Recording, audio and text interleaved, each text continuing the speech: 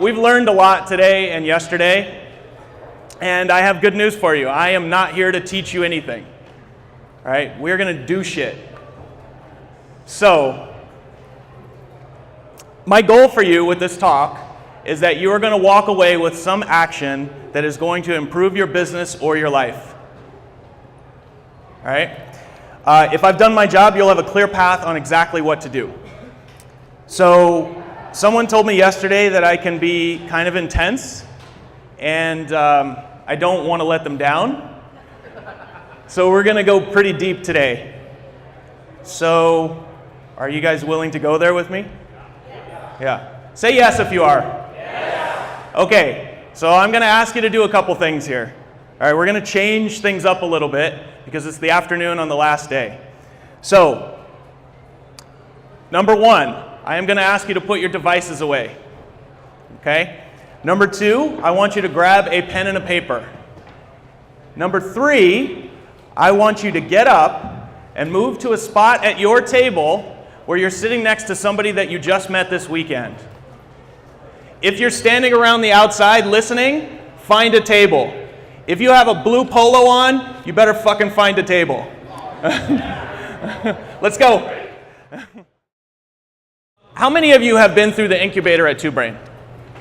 Yeah, so a good number of you.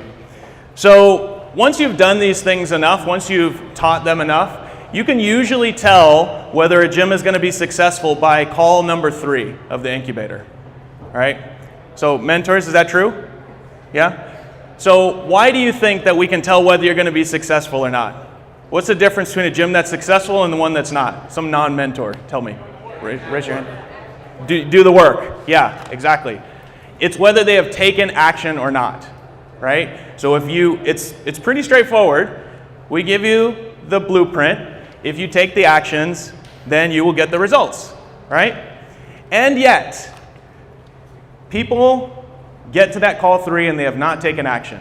It happens, right? So they have read all the books. They have made the call. They spent a half hour talking to Coop, right? They looked at the modules. They did 2 hours of calls with a mentor, and still they have done nothing, right? So the thing is, like, why do you think that they're not doing it? Why do you think they're not doing it? Any guesses? Fear? Yeah, that's one. What kind of fear? What does that mean? Anybody? Raise your hand. Fear of failure, fear of change, yeah. Hard work, yeah. Any other guesses? Yeah. Not sure if they can do it. That's a good one, yep. Hard conversations, yep. Remember that, yep. Never done it before, yeah, it's unfamiliar, right? So there's a lot of different reasons. Now, I'll tell you a story of when I was younger and I was supposed to do something and I didn't do it. When I was a kid, maybe 7 or 8 years old, my dad asked me to do something. I don't even remember what it was, but I didn't do the thing, and my dad was frustrated, and he asked me a question that you probably thought a few times about some of your employees. He goes, "Are you stupid or are you lazy?" Have you guys ever had that question run through your head? Maybe you don't say it. I mean, I was 7. I thought it was kind of mean. So I cried, and my dad felt bad, and then he took me to dinner, whatever. Hey, raise your hand if you have kids. I guarantee you're going to do something to mess up your kids, all right? But it's all going to turn out okay. So here's the thing. I knew even at 7 that I wasn't stupid and I wasn't lazy, right? So why didn't I do the thing? Why didn't I do it, all right? So let's flip this and talk about a frustration that you've had, right? So think about a scenario where somebody at your gym, you are frustrated, maybe at your gym or at your business, somebody that you've asked to do something multiple times, right? And they are just not getting it done, and you cannot figure out why. You guys have something?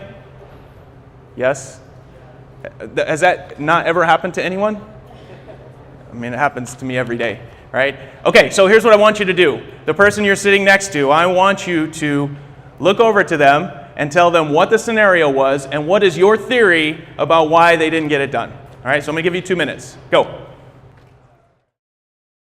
I've heard this a few times this weekend. I want my coach to start a new program, but they're just not motivated to do it. Yeah? You've had a few of those? Yes? So, usually, the reason people don't take action, now this is my theory, usually the reason people don't take action is one of 3 reasons. So, you got to assume they're not stupid or lazy, right? In fact, none of you would make it here if you were stupid or lazy, and I don't think you would hire anyone who was stupid or lazy, right? But there's usually one of 3 reasons why they aren't taking action. Number 1, they don't know what the problem is, right? So, for example, if you said, hey, I need you to post bright spots on the channel each week or whatever, and they don't know what the hell bright spots are, they don't actually know what the problem is, right? They're like, I got to do this thing, I don't know what it is, right? So number 1, they don't know what the problem is. Number 2, they are afraid of some step in the solution. Right? When I asked you why we weren't getting things done, a lot of you mentioned fear, right? So they're afraid of some step in the solution. Number 3, they don't know why they're doing it, right? So if you say, for example, I need to post some bright spots, I need you to post some bright spots, and they're like, yeah, there's plenty of bright spots. It's like, do you understand why I'm asking you to do this, right? So those are usually the 3 reasons. There's probably some more, but these are the things that I've found to be the case whenever I have talked to any of you about any of your problems, right? It's usually one of these things, okay? So I am going to try to break these things down and see if we can overcome them so you can take some action, all right? So first one, we're going to start step 1, defining the problem. Is the problem you're stating the real problem, right? One question I ask of every client is, what is your biggest problem? Have any of you guys heard that question before? Yeah, if you've been on a call with me, you have heard that question. What's your biggest problem right now? Okay? So I want you to think about, what is your biggest problem right now? Right? So I want you to think it through, write it down, share it with your partner. 3 minutes, go. Is what they're saying the real problem? Right? Think about not your problem, think about your partner's problem. Don't discuss it. I just want you to think, is what they're saying the real problem? Right? That's what I mean by defining the problem. Because they might say something that sounds like a bunch of blah, blah, blah, blah, blah, and you know, actually, it's this. Right? So let me describe a problem that I have sometimes. Maybe you've had it too. I get anxious. My body is tingly, and my leg won't stop shaking. What's my problem? Google it. Anyone have a guess of what my problem is? Huh? Too much caffeine. That's a good guess, right? Maybe, I don't know. You can throw a bunch of stuff out there. There's 20 questions. What would you do to try to find out my problem? You would ask me a question. Yes.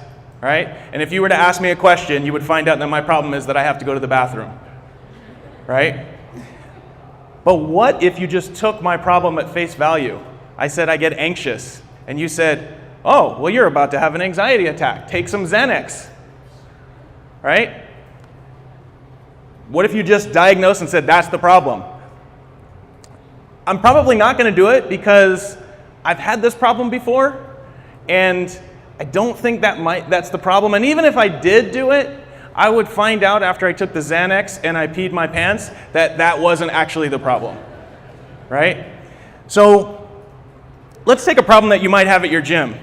So every call, maybe not every call, but almost every call that Chris takes, every consult call, he asks them what's their problem, how can I help? And they say, I just need 10 more members. Isn't that what they say? Every single time, right? So let's look at that problem. I just need 10 more members. Well, why do you need 10 more members? Why do you think someone might need 10 more members? Yeah. Sorry, trying to what? Yep, they're trying to hit a certain financial target, right? Why might somebody be trying to hit a certain financial target? Can't pay the bills, right? So let's say that they made 23 grand last month and their bills were 25 grand. So what's their problem? Yeah, they're 2 grand in the hole. That's their problem, right? They didn't make enough money to cover their bills, right? You can go really far down that rabbit hole, but the plain fact is they didn't make enough money to cover the bills. And if the only solution they can focus on is getting 10 more members, they may never solve that problem, right? What other things might they do to be able to pay the bills? Sorry? Lower the bills. Lower the bills. How would you lower the bills? Huh? I'd fire some of those people. No, I mean, you reduce payroll, right? You renegotiate your lease. Maybe you go to Nicole and say, I need to start a nutrition program, right? There's a lot of different solutions to that problem of not having enough money to pay the bills. It's not just that you need 10 more members. And if I take you down the rabbit hole of let's get you 10 more members and that's the only way we're going to do it, and then we get there and you've overspent again, you're not solving your problem, right? You with me? Am I losing you guys? Okay, so here's what I want you to do. I want you to turn to your partner and ask them questions that are going to help clarify their problem. Now, you're not always going to get to some deep-rooted whatever. Sometimes it's just like, hey, I need to hire more coaches, right? But a lot of times, especially if it's 5 sentences long, there are some questions you can ask to help define the problem. So I want you to spend 2 minutes with your partner, ask them about their problem. They're going to ask you about your problem. 2 minutes, go. A lot of times we will say things like, you know, I need 10 more members, or I need to, you know, not spend time with clients, or whatever it is. And when you start asking questions, it doesn't hold up to scrutiny, right? If you have a problem like that, you're never going to go solve it and take action until you find out what the real problem is. Does that make sense? Say yes if it does. Yes. Yeah, okay. So, the second reason, right, so now we've defined the problem. So the second reason that most people don't take action is because they're afraid of some step in the problem, or some step in the solution, right? So if I have to go to the bathroom and I look over there and there's a tiger chained to the bathroom, I'm going to be scared to go over there and attack that tiger, right? Now, in real life, we are not fighting tigers to find the solutions to our problems, right? In real life, it usually comes down to an uncomfortable conversation. Yeah? You ever heard of this concept of uncomfortable conversations before? Yeah? When did you hear about it? Last year, here? We're bringing back the hits. All right? So what we're going to do is we are going to look at your problem, right? And you're going to ask the person next to you, what things are you avoiding that would help you solve this problem? What uncomfortable conversations or situations are you avoiding that are going to help you solve this problem? So, we have defined the problem. We have figured out a way to overcome whatever fear that we have in the problem, which is usually about uncomfortable conversations. The last one is my favorite. Why? Have you guys ever painted yourself into a corner? Like, figuratively? I know Brian has. Like you were doing a bunch of stuff, you were getting it done, and then you realize like, oh, I'm doing the wrong thing. Has that ever happened to you? Yes?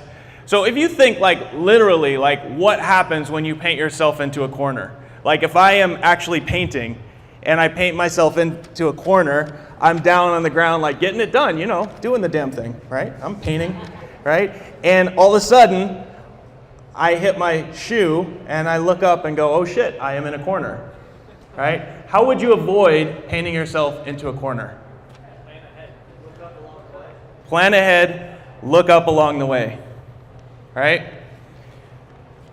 The way to avoid painting yourself into a corner is to look up, right? You paint for 15 minutes, you look around. Am I in a corner? No? Good. I'm going to keep going. And if you find yourself starting to paint yourself into a corner, then you reroute, right? So you have a plan and you look up. That is the effect of asking why, right? You know those times when you got painted into a corner, you hit yourself and go, oh shit, why didn't I think of that? Right? Yes? This is why I ask why so much. This is why we focus on your perfect day. Because there is a direction that you're trying to go, and you need to look up in that direction as often as you need to keep going in the right direction. Right? You with me? Yes. Yes. So we talk a lot about perfect day because you need to know why you're doing stuff. Has anyone ever heard of the 5 whys? Raise your hand if you heard of it. Can anyone tell me what it is? Yeah? Keep asking the question why until you get to the root cause. You keep asking the question why until you get to the root cause, right?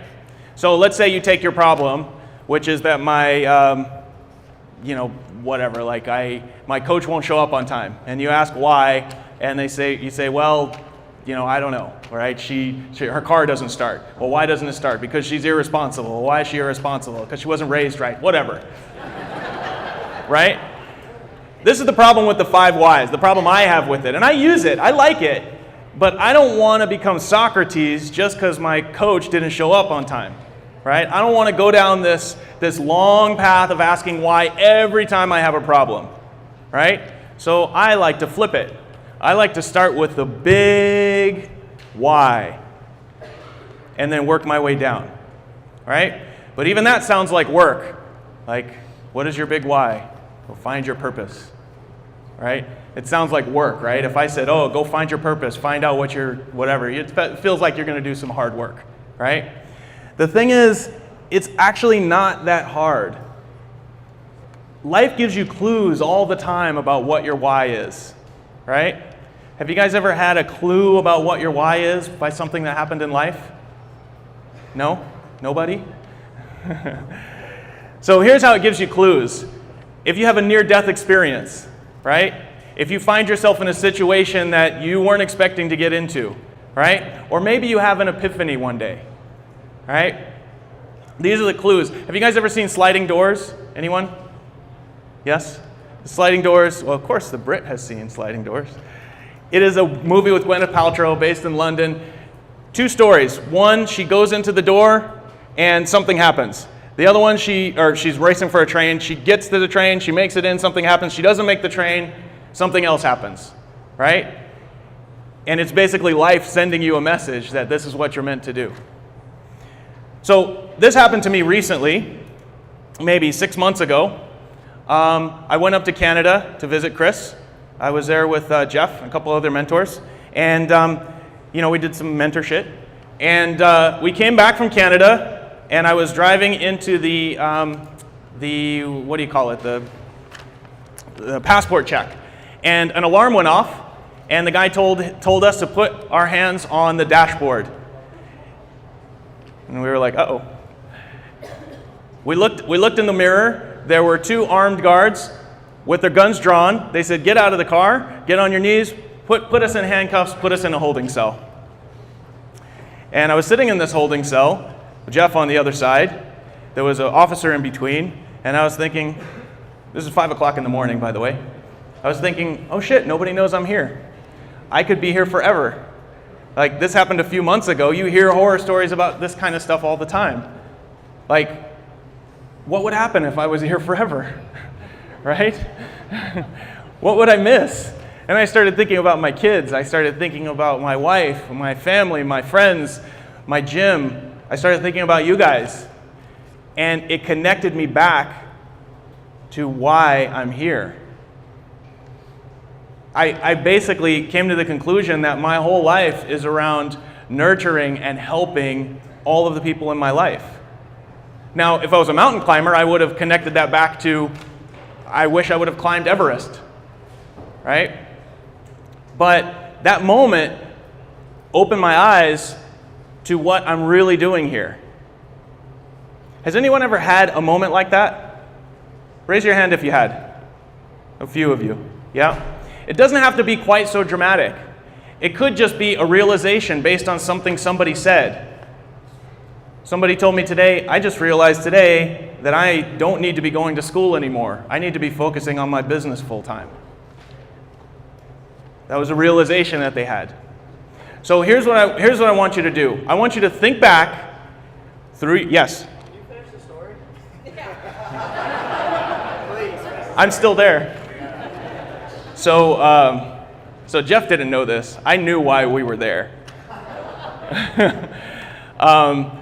Something happened 25 years ago where somebody with my name and my birth date committed murder in the Bahamas. So every time I come back into the country, something goes down.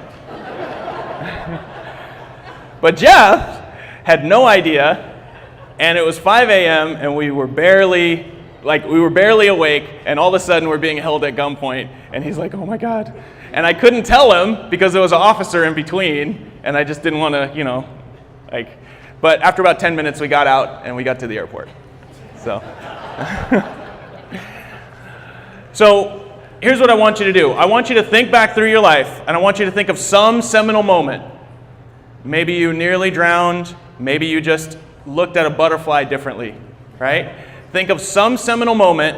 I want you to describe it to your partner and tell them what you learned from that moment that is connected to your why. Got that? Yeah. 3 minutes, let's go. When you connect to that why, and you don't have to do it every day, you take that moment, and each time you think through that moment, you may interpret it differently, and your why may change. This doesn't have to be the life purpose that you do for the rest of your life. It might just be the thing that is relevant for now, right? I think we get caught up in doing this search to find the big meaning in life, but you need a why that drives you now. And you connect that why to the thing, the problem that you're having, and that will lead you to the solution. So for example, if you have that problem of, hey, you're $2,000 short each month, and your big why is, I need to support my family and my friends and health, right? Then whatever action you take, you need to connect to that big why. Does that make sense? Because if you don't take any action, then your gym's going to close down. Yeah? So, let's put this together. I want you to go back to your problem, whatever that problem was, right? Connect that to your why and figure out how those two things are related.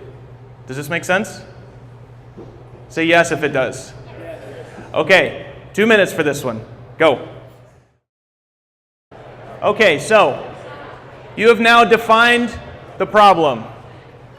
You have demystified the fear, and you have connected it to your big why. You've done all the hard work. Now you just need to take action. All right? That is the easy part. If you're absolutely connected to why you're doing something, if you've removed those barriers and you're clear about what the problem is, it just maps itself out. Yeah? And if you're a gym owner, a lot of the answers are back there. If you need to make more money, maybe you need a nutrition program. Maybe you need a few more people in your door. Maybe you need to sell supplements, right? A lot of the answers are there, right? It might be just something as simple as calling somebody that you need to call, that you haven't talked to for a long time. So what I want you to do is turn to your partner and tell them in 30 seconds or less, what is the next action you're going to take to solve your problem. I told you I was not here to teach you anything. I am not here to inspire you. I'm here to help you get shit done. Now you're on the hook. Get it done. Thank you.